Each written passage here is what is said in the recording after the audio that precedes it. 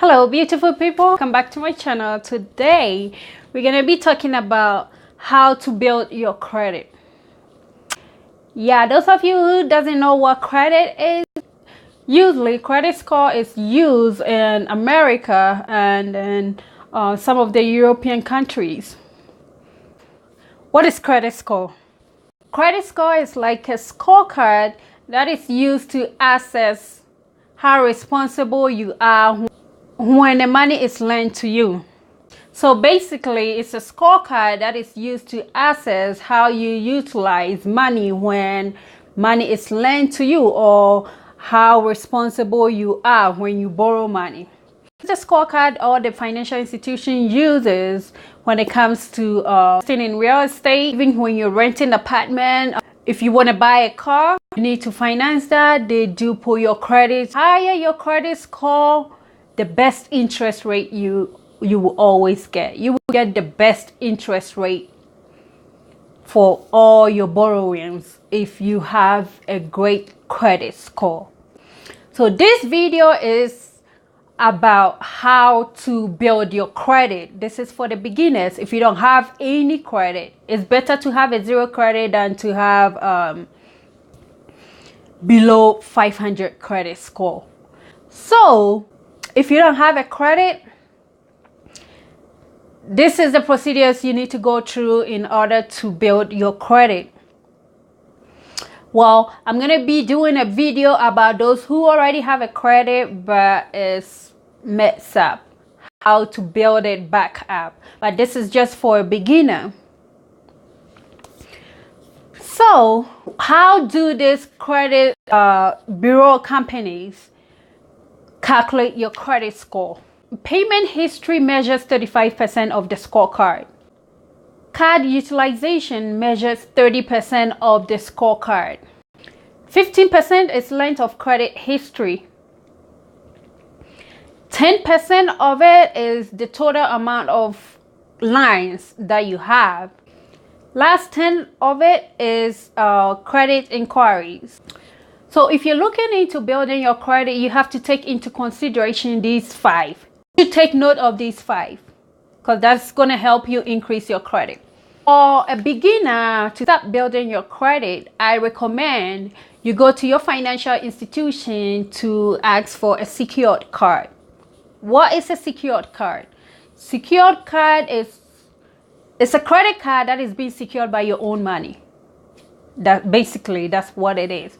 So what you have to do if you don't have any credit, no one will lend you money if you don't have any credit. So in order for you to build your credit, what I will recommend is for you to go for a secured card. Most of the financial institutions start with a limit of 500. So secure your 500 against that credit card. Once you get that secure card, let me advise you on this. If you're looking for a secure card, make sure you go with the one that doesn't have an annual fee. Definitely there's going to be an interest charge on these cards, but there are ways for you to not pay them any interest if you follow these steps that I'm going to give you. So once you get that secured card, next, try as much as possible to charge stuff on these secure cards, because 30% of your credit scorecard is credit utilization. So if you take this 500 credit card and then just leave it under your pillow without doing anything with it, nobody is going to report anything on your credit. So make sure you use it. The max you should do is 30%. So with 500, 30% of that is roughly 150. You can also charge your gas on that card, or even your lunches when you go to work on that card. The financial institution statement closing date is like 21 days after you spend on that card. You went to the institution to go get the secure credit card on the 5th of the month. Once you got that card, you use it for your gas and all that stuff. Make sure you make your payment by 25th of that month. because after your statement closing date, that's when they start charging interest on. And like I said, once you, even if you do secured card, definitely there's going to be an interest rate on that card. As long as you don't leave a balance on that card, you will not get charged interest. Number 2, make sure you pay in full. You know, we're trying to build a credit, but we're trying to make sure these financial institution doesn't get interest from us. That's why we're going to be paying the credit card in full every month. As I explained earlier on, the 5 things that makes up your credit score. 35% will be your payment history. So always make sure you pay the balance in full after the statement closing day so that you don't get charged interest. That makes 35% of your credit score. So number 1, get a secured card. Number 2, make sure when you put a balance on that card, pay in full before the statement closing day so you don't get charged interest. We're trying to save money at the same time build our credit. Let's be smart. Well, since you're charging stuff on your credit, I will also advise you don't do unnecessary spending on just because you have a credit card. So you do unnecessary spending. No, do not charge anything you wouldn't have charged on your debit card on your credit card. So yeah, number 2, paid in full. Paid in full every month just to avoid the institution charging you interest on your own money technically. Number 3, doing number 2 every month. Every month, put stuff on your card and then paid in full. Do that for about 6 to 9 months,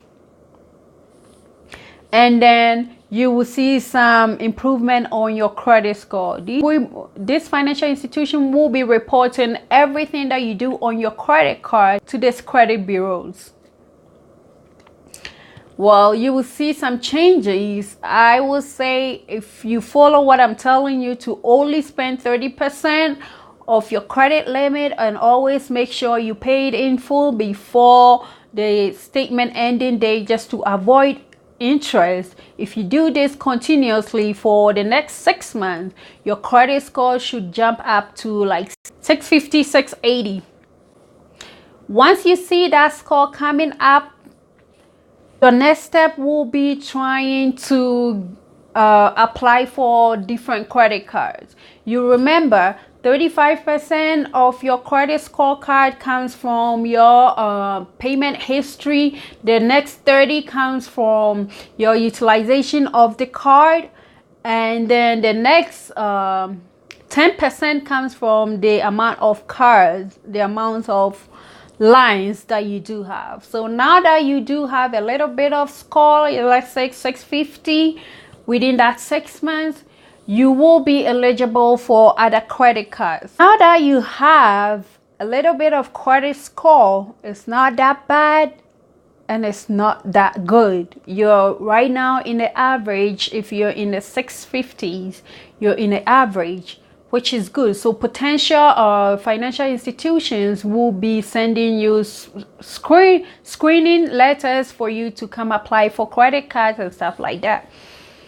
Once you see that, you start shopping for your next credit card, your next main credit card.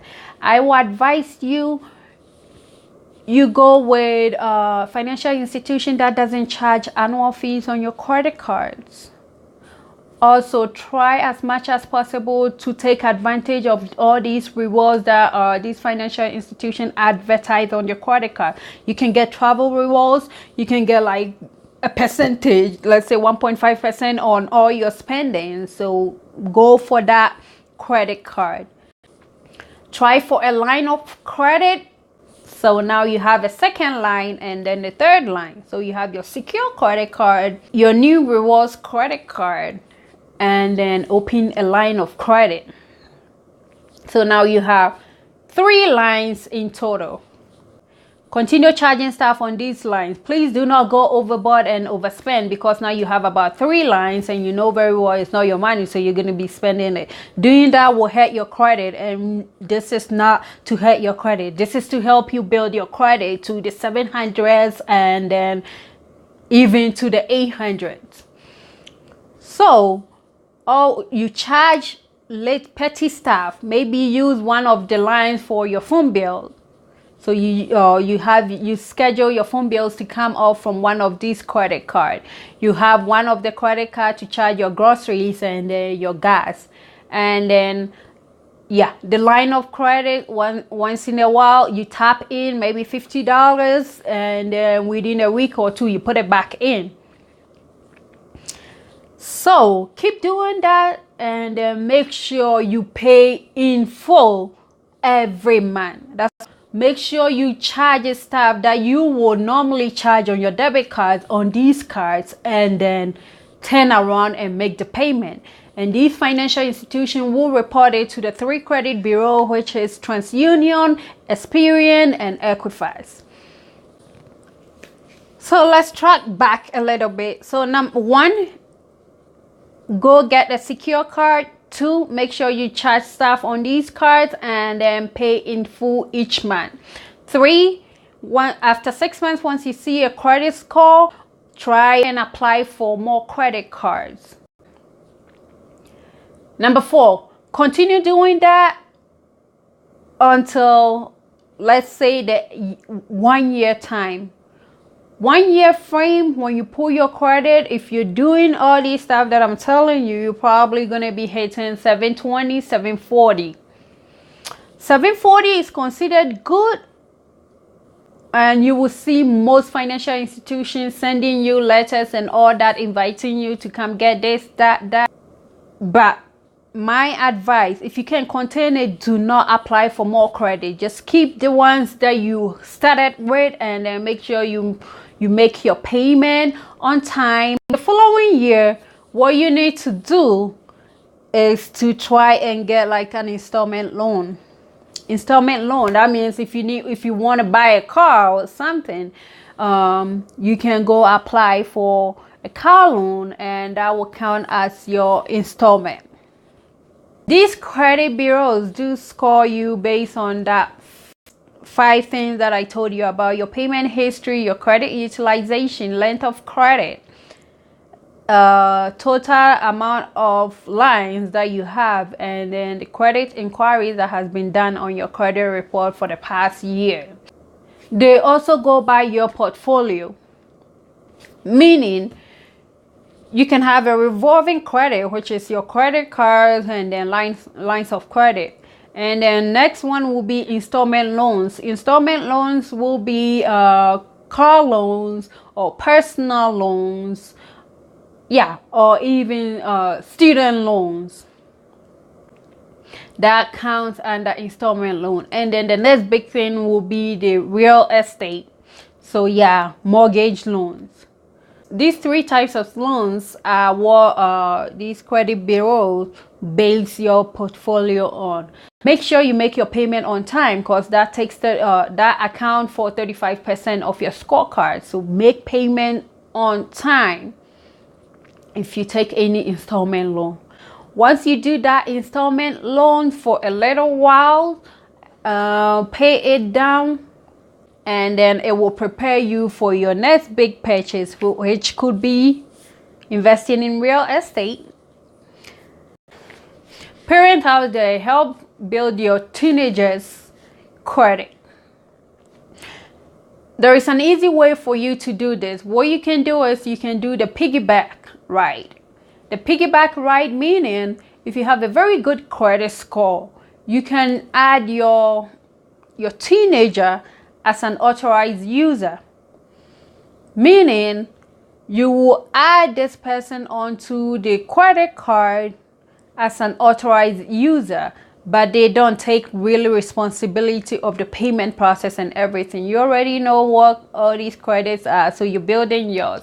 Help them build theirs. So whatever the financial institution report to the credit bureaus, the same thing will be recorded to your teenager's credit. because the social security is linked with your credit card.